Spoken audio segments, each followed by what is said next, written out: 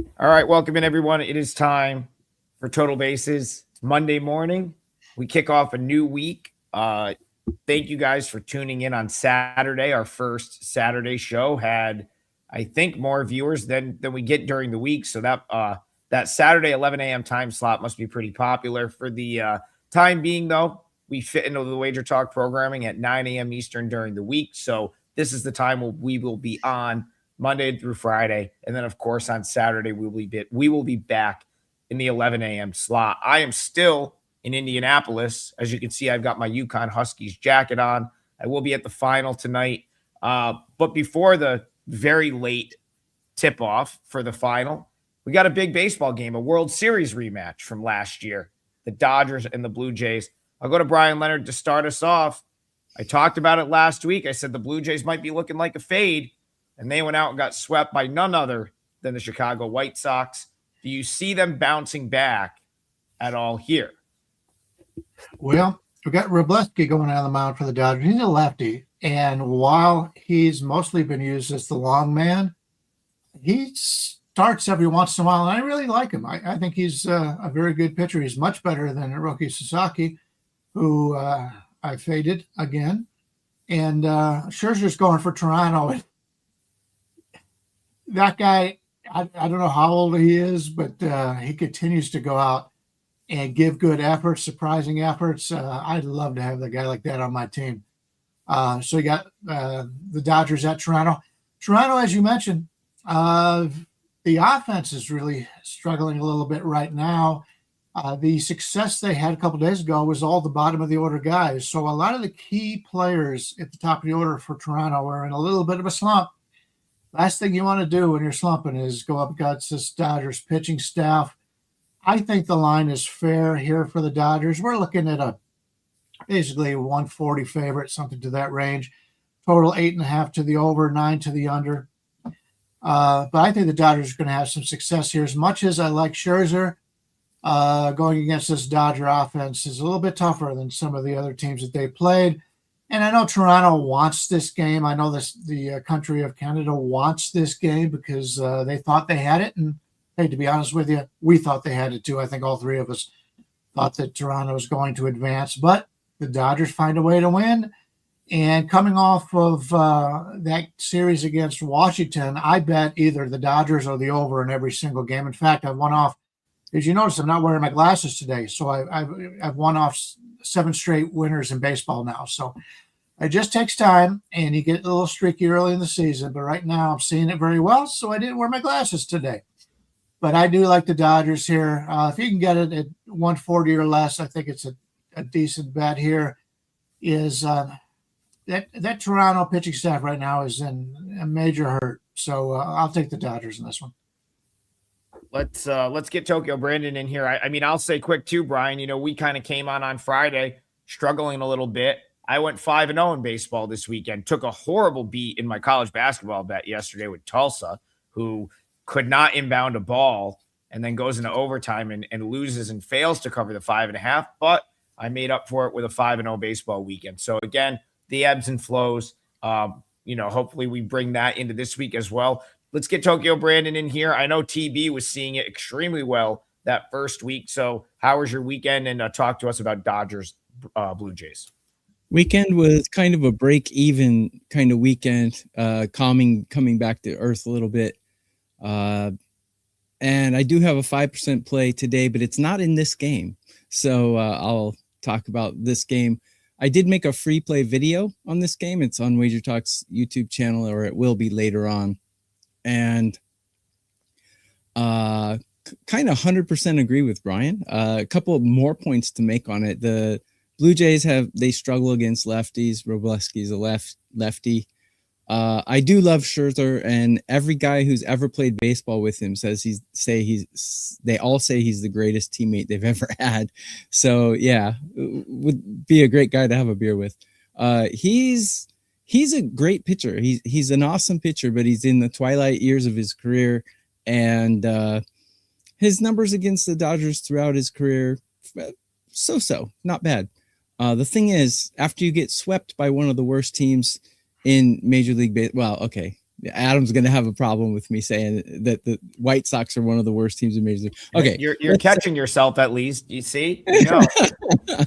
After getting swept by the White Sox, coming back home, traveling back home, and playing the next day. We all know as professional sports bettors that the come back home first game next day flat spot is a flat spot. It's a real thing, and I generally don't believe in superstitions and who wants it more and garbage like that. But the comeback home after a series is a thing. I think they'll be a little flat. And overall, the Dodgers are just a better team. I saw someone in the comments saying it, you know, getting the Dodgers at this price is insane. And I kind of agree. They have the better lineup. They are missing Mookie Betts. He's going to be out for a couple weeks, but Mookie Betts is hitting 190. I don't think they're going to miss him. They've come this far without him. So I think they'll continue going on just fine. And yeah, it would be Dodgers or nothing for me as well. Better lineup. Maybe not the better starter, but better lineup and better bullpen, in my opinion. Yeah, I've heard that about Scherzer too. I know when he came to Binghamton to do a rehab assignment, he really went all out to just take care of the AA guys at that point. Which I mean, I've heard of stuff like that happening before, but I guess he really went above and beyond with what he did for the team, when he was down there on rehab. So yeah, by all accounts, Scherzer, the man. As far as this is, you couldn't pay me to take the Blue Jays here.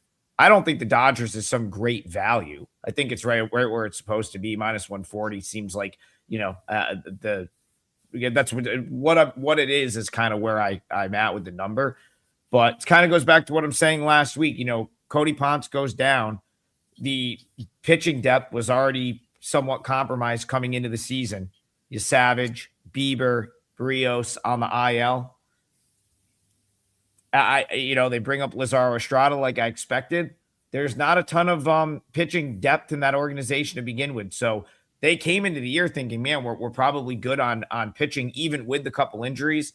But I do think Brendan Little not being able to figure it out, and then the Ponce injury, the Yimi Garcia still on the IL. There's only so much you can take.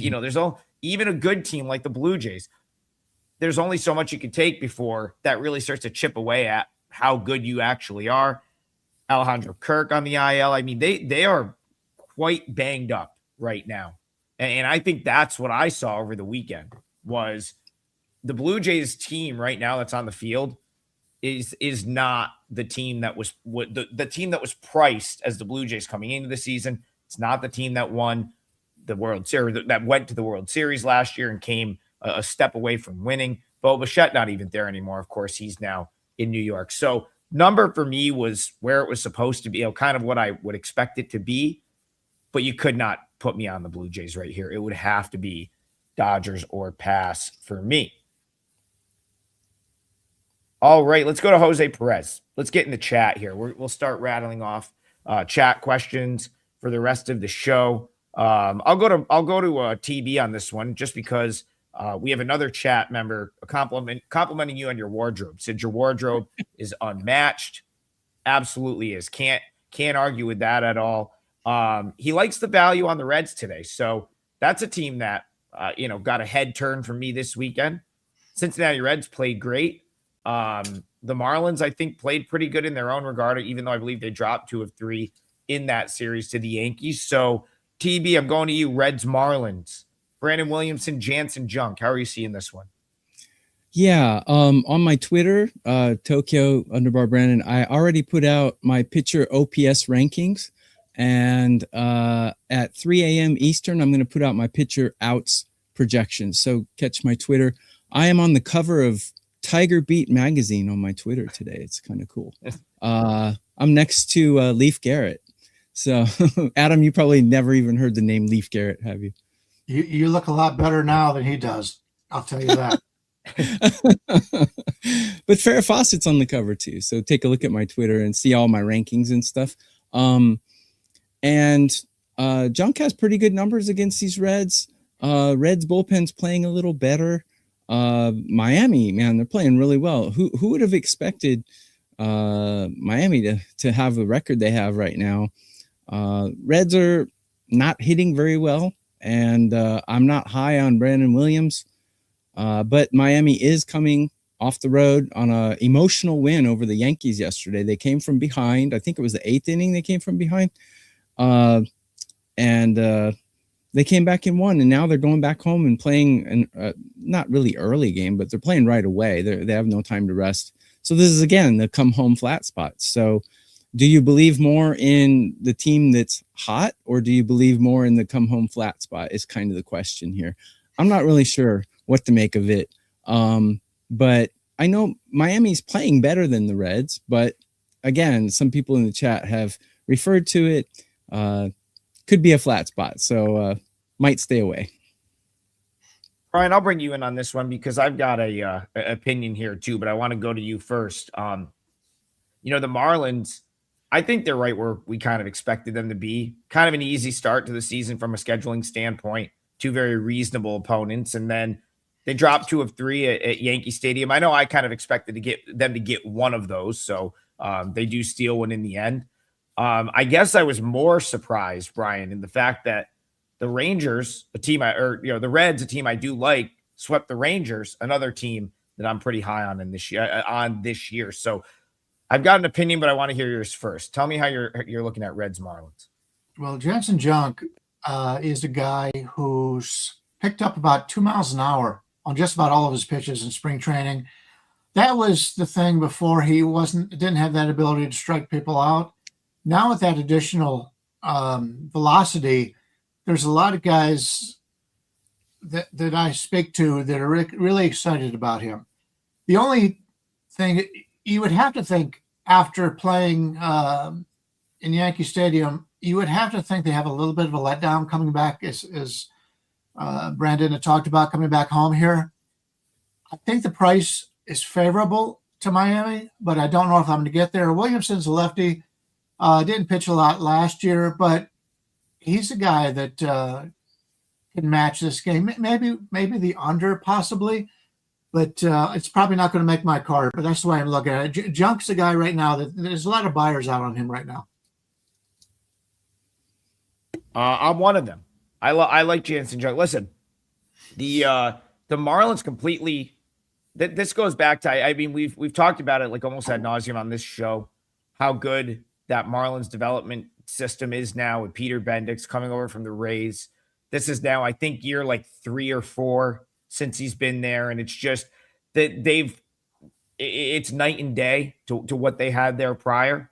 Jansen Junk, I thought he was awful in the Brewers organization. And that was a concern for me because the Brewers tend to do a really good job with pitchers as well. And when they gave up on him, I was like, all right, I wasn't high on him coming to, that organization initially, but I mean, this is now, I think, year 2. He looked like a different pitcher last year. Spent time down at Jacksonville, was dominant, comes up, I think, about 110 innings at the big league level. Was by, aside from a little bit of a dip after the All-Star break, Jansen Junk was great last year for the Marlins. So I am one of those people, Bryan, that's pretty high on him as well. I'll address the bullpens here real quick. Both teams used bullpen arms yesterday. The Reds have now had to win 3 close games. So the Reds have been using leverage arms all weekend. The Marlins used a lot of bullpen in that back and forth game with the Yankees. But the other thing I really love about this Marlins pitching staff, they're not overly reliant on like 1 or 2 like leverage bullpen guys. They have a bunch of guys that can just go 2 or 3 innings. Now, I don't know that there's any guy I truly love in like a big time save situation, but as far as bullpen depth is concerned, I think the Marlins have some bullpen depth because they're accumulating these guys that can just go 2 or 3 innings. You can use them as an opener. I think yesterday they let Pete Fairbanks open so he could go to the hospital to be with his wife. So, I think Paddock came in as sort of like a piggyback or like a bulk guy yesterday. So, I'll talk about Williamson for a second. He was out, I think, all of last year. Tommy John surgery. The year before, he barely pitched. So this is a guy that's barely pitched, the last 2 years, and he got bombed by the Pirates in his first start of the season. I don't know if that means he's going to get bombed here, but listen, you got a guy that's coming off of essentially 2 years of injury, right? Like 2024, he barely pitched. 2025, Tommy John surgery, missed the whole season. That's what he looked like in his opener. I kind of like the Marlins. This might be my parlay leg. We will, I guess we'll lock that. We'll decide at the end of the show, but I don't know that I find one, at least in the next 30 minutes or so, that I want more than the fish right here. So I think I'm going to be on the Marlins. That's certainly the way I would look at this game. All right, TB, going to you. Let's go to, I'm just looking through the chat here. Yeah. Just want to get one from the chat. Let's go to I want to give you one that I think you have an opinion on. The chat wants to talk Rockies baseball. The Rockies yesterday, I cashed with them again on the +1.5. Didn't need it. They won the game. Took 2 of 3 from the Phillies. They are 3-6 straight up now, but they're 7-2 on the +1.5 run line, which is something that I feel like we kind of highlighted here on this show, going into the season. Now they're back home and they're up against an Astros team that's off to a good start in their own respect, 6-4 coming into the new week. Astros out in Colorado. Do you have any interest in the Rockies again here at altitude on their home field against the Astros? I have interest in the game itself, but not particularly on a side. So let me tell you what I think. I got Feltner ranked. I take all 200 and 300, whatever starting pitchers, and I curve them on a curve of 30, and Feltner's ranked 29. So Rockies bullpen ranked 20.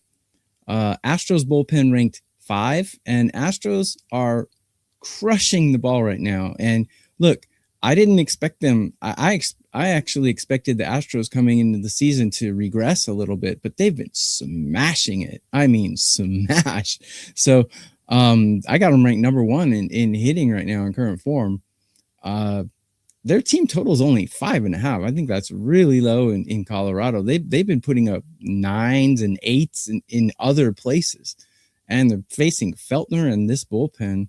I don't think the Astros will have any trouble scoring 6 runs with 9 innings of at-bats. I think that'll be my parlay leg, is the Astros over 5.5. Should get there in the second inning as far as I'm concerned.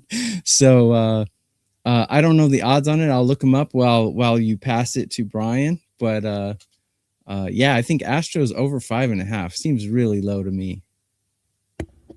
TB, I think I could get down with that team total right there. I don't know if it means I don't like the Astros here, but I think I can get down with the team total. I had this like closer to 6.5 for the Astros. My projection on runs for them is closer to 6.5. So I think if you're getting a 5.5, that's pretty good. It's Brian, minus I'll bring one, you in. Sorry, minus 134. Yeah, that's a reasonable look right there. Brian, Rockies, they've been a wagon, right? Against the +1.5, 7-2 now to start the season. Still value, in my opinion, on the Rockies. It's the only way I could look at it here. What are you doing, Astros, Rockies? I agree. I think it's an obvious play here on Colorado, either plus the 1.5 or maybe on the money line. Why are the Astros such a big favorite here? We're already, of course, we've lost when we've gone against the Astros. We'll just make that clear right now. But that's not a team I want to be betting on. And you're playing them on the road here as a huge favorite with Cody Bolton on the mound. And if you take a look at, he's a free agent from Cleveland. He was signed in 2025. I'm not a big favorite of Cody Bolton. In fact, he may only go 2 or 3 innings here if he goes that far. Take a look at the bullpen here for the Astros. Bryan Abreu went 16 pitches yesterday, took the loss. He did not look good. Brian King, 23 pitches yesterday. Tang, 33 pitches 2 days ago. Okert's pitched each of the last 2 days. Blue Ball, who I really like in this bullpen, threw 44 pitches yesterday. and they brought up Christian Roa, and he threw 27 pitches.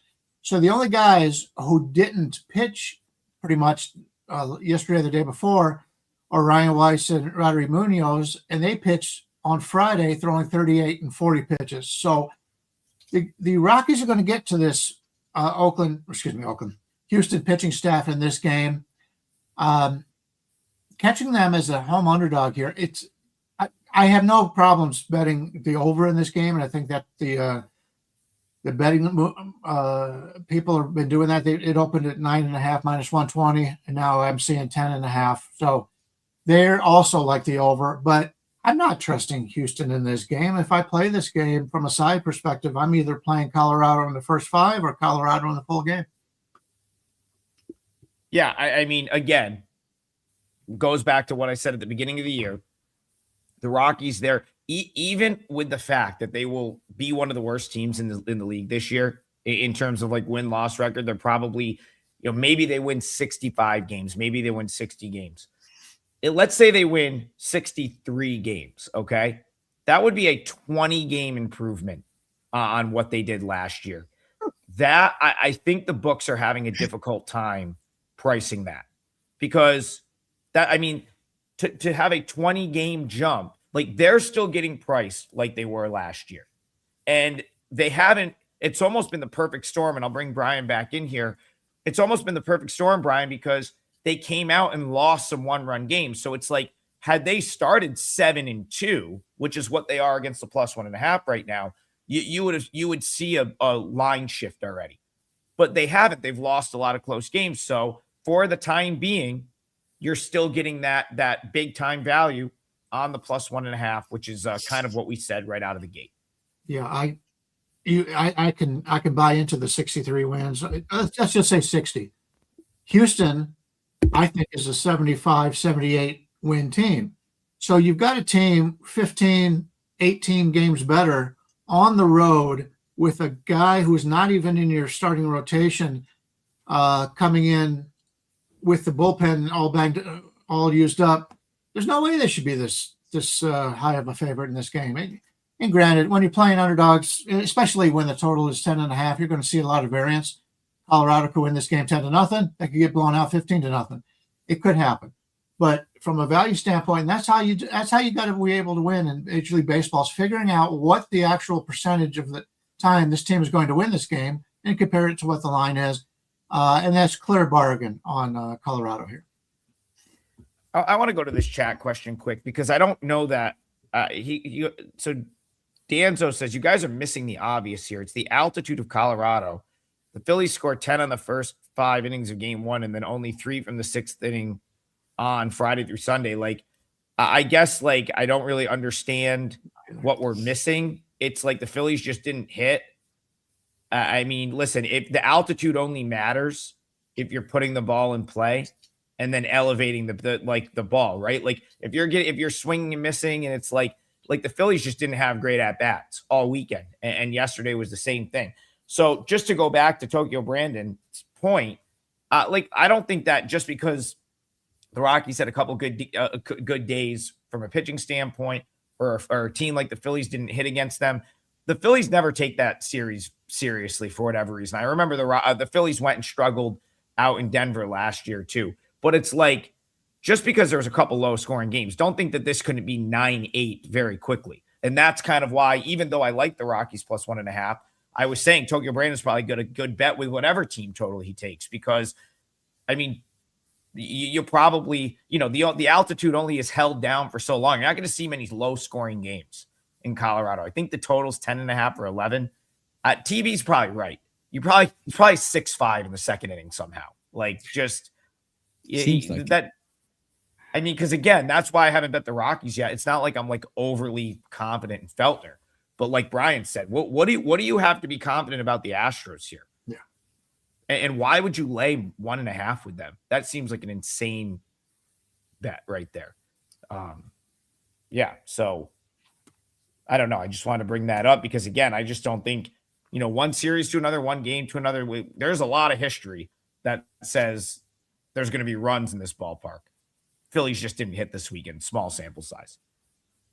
And yeah, Tony, I'm kind of with you. Like, I'm not really sold on Feltner either. It's why I haven't bet the game yet. So I see sort of merit to all of those things. And again, maybe TB's on the right track with the total going over. You'd have to throw in cocaine and hookers for me to buy Feltner.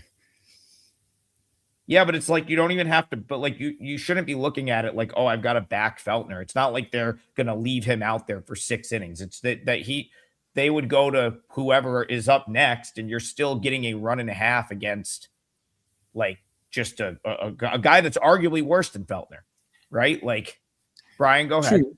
Yeah, Feltner is projected by my numbers to go 5 innings. The other guy 4.2. And then you're playing in Colorado, where there's going to be a lot of runs scored. So I don't know if either one of them get that far. I don't think either one of these guys will be a guy I want to bet on to be the winning starting pitcher in this game. Let's just put it that way. Good point. All right, TB. The chat wants to talk about day baseball. We've got one day game. It is I believe it's the home opener of the Trop, the reopen of Tropicana Field today. Of course, if you missed that, the Rays are back in their old ballpark where they were displaced from last year because it had no roof. So the Rays back at home, and they take on a Cubs team that got some bad news over the weekend. Cade Horton leaves the game. It looks like he's going to be out. I don't know that they're in the same, they're not in the same place as the Blue Jays, in terms of injuries, but that is one for me that could derail this Cubs team from being what everyone expected them to be. Now, obviously, Horton doesn't matter here, but, Cubbies, they hit the road, not an impressive start, 4-5. Then again, the Rays, kind of what I think anyone would expect them to be, 4-5 through 9 games. Are you getting involved with Cubbies or Rays in this game? I am not actually betting this game, but I do have some insight for you I can share. You guys have probably been following it. I don't know if it's insight or not, but the Rays are actually batting better than the Cubs right now. And Teon's history against these batters is very mediocre, very average. McClanahan doesn't have a history against the batters he's facing. Neither bullpen's performing well right now. Actually, the Cubs' bullpen is performing a little bit better. Got Tampa Bay ranked 25 out of 30 in current form. Not performing well at all. Starting pitchers, I got them pretty equal. So I think the Rays are surprising some people. I think we're going to see a pretty high score here, though, because neither pitcher's performing that great. 2 bullpens that are below average.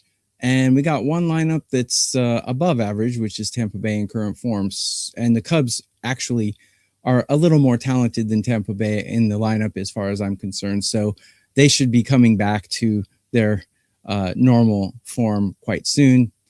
So I would go over on this if I were to bet it. I have not bet it yet. But on my Twitter, when I put the pitcher OPS rankings out, Teon is over 750. So I think Tampa Bay can score on him. So, with the poor bullpens, everything considered, I think it'll go over. Yeah, I'll get Brian in here quick. The Cubs have not hit. Again, I think the Horton injury, while it's just one guy every 5 days, that's a tough blow because every Cubs fan that I know, and I've got a couple buddies that are very, very tuned into this team, was like, this team's going to go as far as Cade Horton and Edward Cabrera take them this year. And so to have Horton might be done for the year. I mean, it has not been confirmed yet, but that injury could be Tommy John. He could be out for the season. That I could only fade the Cubs right now is what I'm trying to say. Minus 115 was about where I kind of made the price though. So I haven't done it yet, but can you talk me into a Rays bet here, Bryan Leonard? Well, keep in mind, Chicago played a doubleheader in Cleveland yesterday, and I watched both games. It was very cold there. The ball didn't really travel. And both teams had to use bullpens because, at least in the second game, both teams thought they had that game won. And there's a lot of scoring late in that game, and Cleveland was able to survive it barely as Smith almost blew it again. He's struggling right now. But I would expect, because of all the pitchers that the Cubs used yesterday, that Taillon will go as long as he possibly can. And that's good for the over, if you ask me. They're going from a colder weather stadium to an indoor stadium. And I think the bats will wake up a little bit here. I'm kind of with Brandon on looking at the over here, although McClanahan has pitched very well so far. He is coming back from injury, and I don't totally trust him at this point. I don't think he's thrown enough innings for me to be able to buy into him. So I kind of like the over here. But if you're looking for a Taillon innings pitched prop or something like that, how many outs they have, they really don't want to go away from him because they had to burn out the bullpen yesterday, and they don't want that to continue on for another series. So I think he's in there till you get to 90 pitches, and he may even go a little bit more than that. So something to look at, but I kind of like the over in this one too. Traditionally, this is not a good hitter's ballpark, but considering the cold weather and the rain that's gone around the country the last week, teams will be happy to play in this dome, I believe, from a batting standpoint. I was kind of shocked that it was only 7.5. Mm-hmm. I mean, 7.5. We've talked about this on the show numerous times. That is the type of total that typically is reserved for like ace versus pretty good, or like, you know what I mean? Usually you got a 7.5. One of those guys is a frontline starter, and like that's not Taillon. And McClanahan, when he's, you know, if he was like the full like version of what he can be, is absolutely an ace. But I don't know that we've seen even close to enough from him to like put him in that category yet. Now in the chat, yeah, the Cubs have not hit. That would be a concern, but my projection's coming closer to 9 here. So I couldn't put you off of an over. Also, how much of that is like, you know, the Rays last year played in a spring training like ballpark, and then they go back to the Trop, which is a notorious under venue. Right. But do we know it's going to still play like that? I don't know. I thought that was a weirdly low total at 7.5. Yeah, 7.5. You can look at let's look at the Angels in the Braves game. They've got the aces for both teams, Sale and Soriano, going in the line 7.5. Now, granted, it's an outside game. It's more of a hitter's ballpark, but if McClanahan had 50 innings on his back right now, and I could trust him a little bit more, I could see it. But yeah, 7.5 is too low in this one. I agree. All right, let's get TB back in here. Tokyo Brandon, what do you have going on at the site? I probably should have done a little bit more promotion during the show as the host, but I'll do it now. We've got a great double play package. You can pick 2 of the handicappers that you see on the screen. It is essentially a 2-for-1. It's going to be the best bang for your buck if you are looking for baseball volume this year, without a doubt. And that should be up on all of our pages. TB says he's got a 5%er in a game tonight, so check that out. He came out of the gate rolling this year, so I would take a look at that 5%er. TB, what are you looking at as your parlay leg for the show? And if you're going to go with that team total over, give us a different game that you've got an opinion on. Sure. So I got a 5% play out, and like Adam just said, you can pick 2 of us on this show and get a double play. That's like $49, right? So my 5% play is $35. Pay $10 more, you get 2 cappers for 3 days. And I'm sure one of these other gentlemen will be putting out a 5% play sometime. Could be within the next 3 days. So it's good value, in my opinion. Grab a double play, me and someone else. Or those 2 guys if you want to fade me. According to the video comments, I suck and I'm terrible. And so fade me and pick the other 2 guys. Either way, we all win. So today, my other free play that I put in my video, I'll just address that real quick, is the Brewers game. They're going against Boston. And again, I don't mean to sound like a broken record, but if you look at my pitcher OPS rankings for today, Bayo has decent numbers against the Brewers, but man, the Brewers are ripping the cover off the ball. And their first 5 innings team total was 1.5, way too low in my opinion. I think the Brewers can get to Bayo. And I think they can get at least 2 runs in the first 5 innings. Come on, the Brewers have been scoring like crazy right now. So I don't know about the win. I mean, maybe even on the money line, because they have the better bullpen, the better starter, and the better lineup in current form. So the Brewers would definitely be worth a look, in my opinion, today. For the parlay, I will go with Houston over 5.5, which we already covered. Yeah, I was laughing to myself this weekend because I know I gave you a hard time for saying that the Red Sox, it was just like potentially going to get worse. I said, Tokyo Brandon, it can't get worse. That's crazy. And I woke up to like Red Sox accounts and fans like demanding they sell the team after this weekend. So I had to laugh at that because Actually, they sorry to interrupt. My exact words were they were 1-6, and I said they've peaked. Yeah, well, and then they won the next day. You and Red Sox country agree. If anyone needs their team to win, slip me a 20, and I'll badmouth them for you. No, but I'm saying they won that one game, but then it was awful all weekend, and now you got there is some serious unrest. They want John Henry to sell the team, Bryan Leonard. I don't know if that's going to happen, but the point is, TB, you might not be that far off, at least how they've started the season. So Tokyo Brandon is going with Astros team total over 5.5. There was some juice on that. What was the vig on that? 132 was the number I got. I think you can. I'll put it in. That was Pinnacle. I'll go minus 135 just to make sure that everyone can get that in. All right, Brian, I will give you the floor. What are you looking at for the parlay here? Like I said, I've won 7 straight baseball plays. I've been very, very transparent. If I'm not seeing the card well, I put out lesser plays and I put out less plays. So I've been having a lot of 1.5% plays. I haven't sold anything to the public in Major League Baseball in probably 3 or 4 days.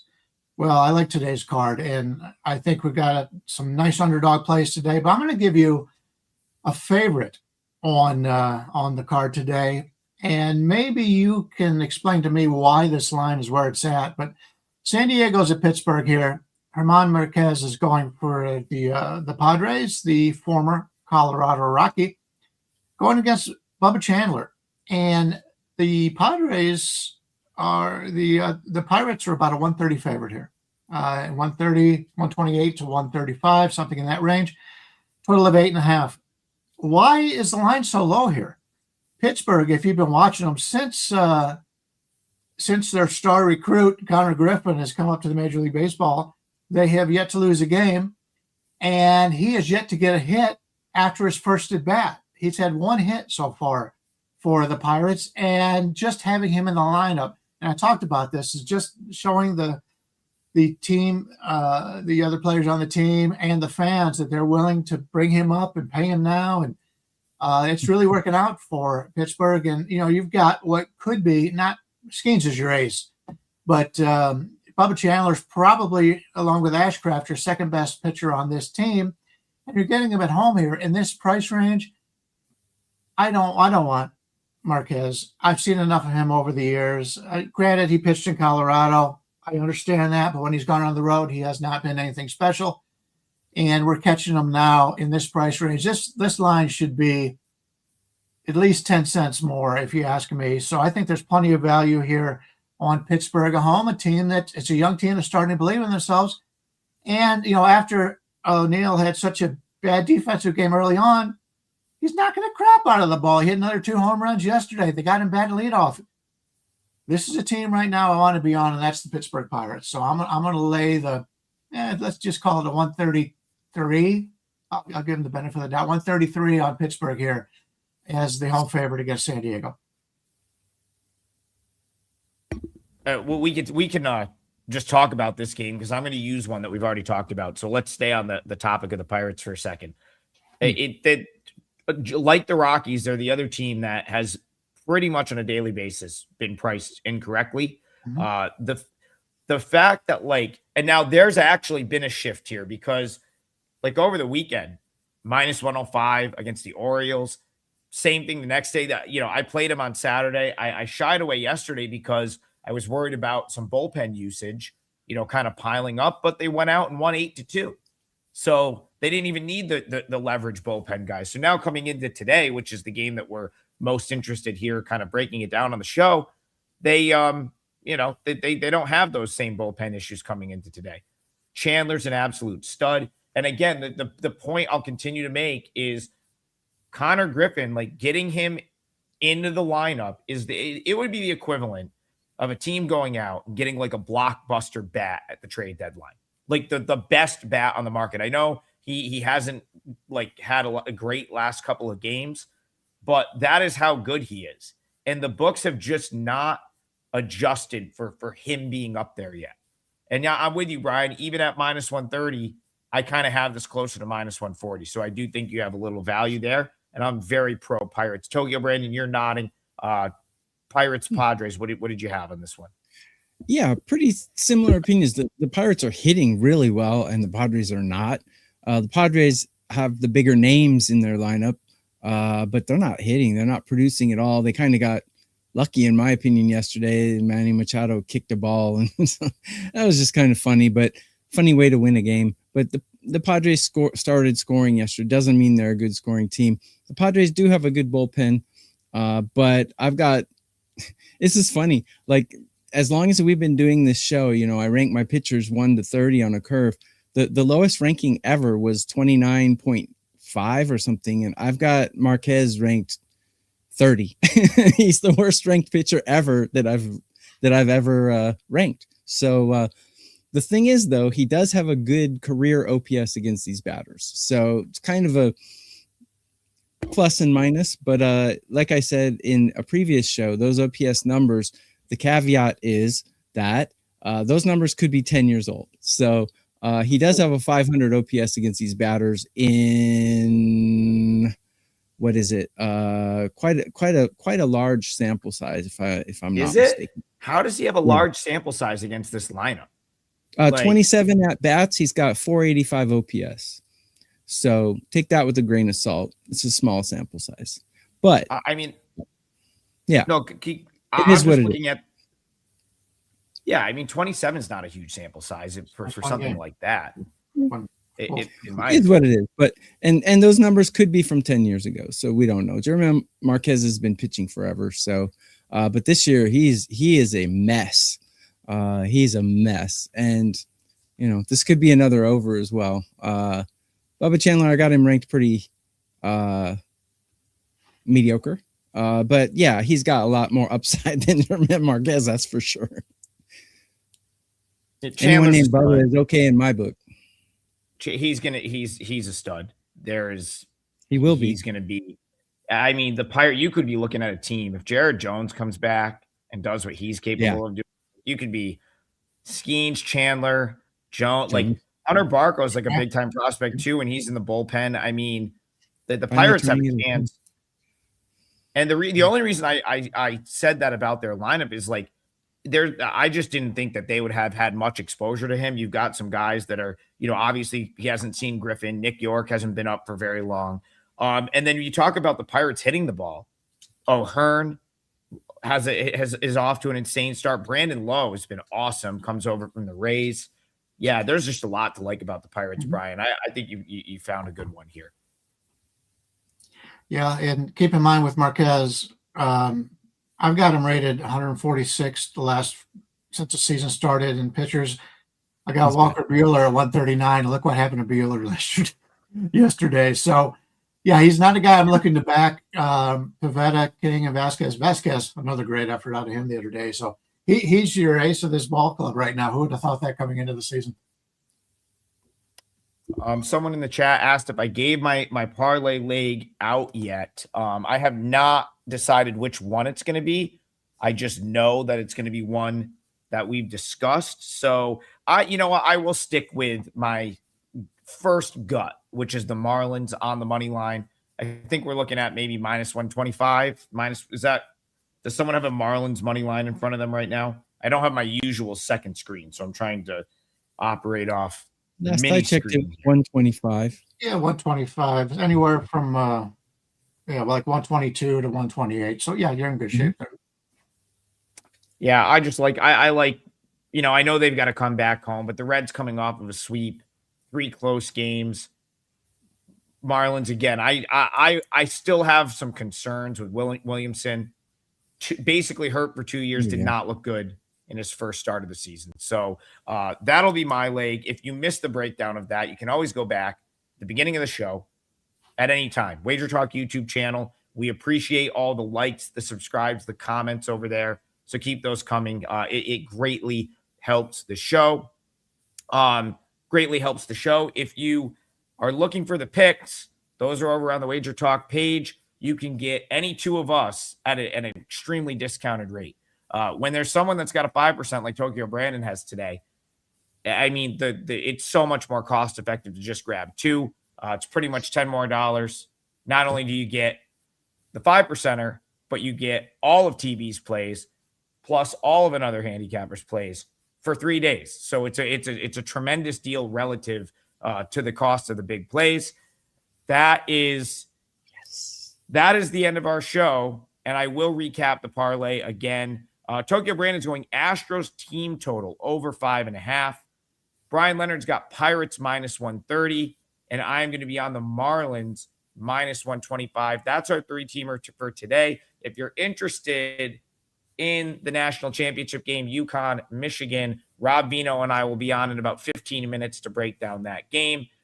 The three of us will see you guys in the morning, 9 a.m. Eastern for more total bases. We'll see you guys then.